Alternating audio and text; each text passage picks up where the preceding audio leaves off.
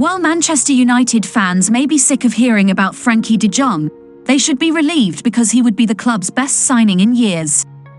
Erik Ten Hag made the man he managed at Ajax his primary target in his first transfer window as Manchester United manager, but he was unsuccessful.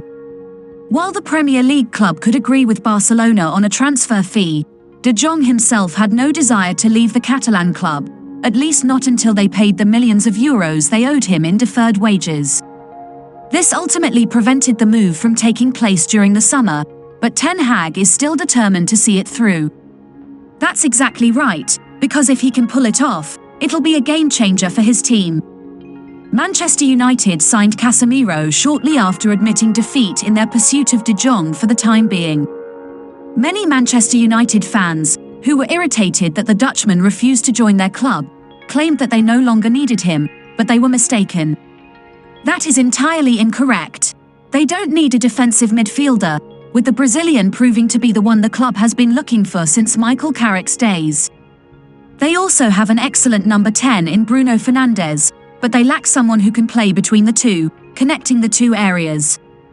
Christian Eriksen has been tasked with doing so this season and has done a good job overall, creating a lot of chances and keeping games under control.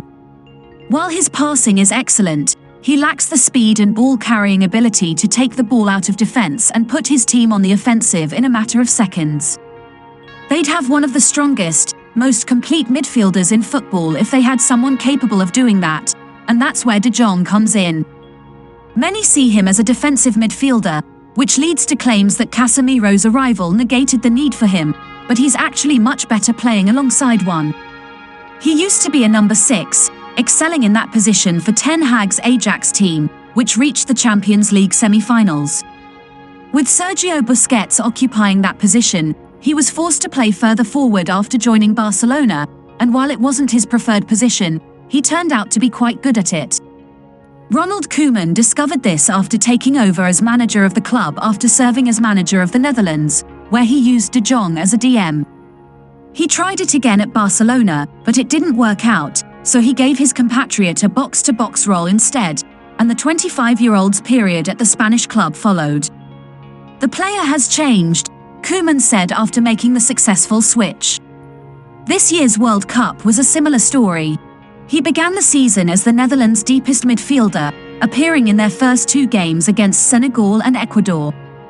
Martin de Roon was brought into the side after that, with de Jong given a more attacking role ahead of him, and it's no coincidence that his team's 2 best performances came after such a change.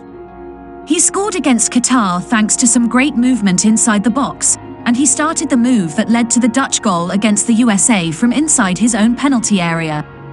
In this role, he can still drop deep to dictate the game, pick up the ball from the backline, and initiate moves, but he also has the freedom to get forward.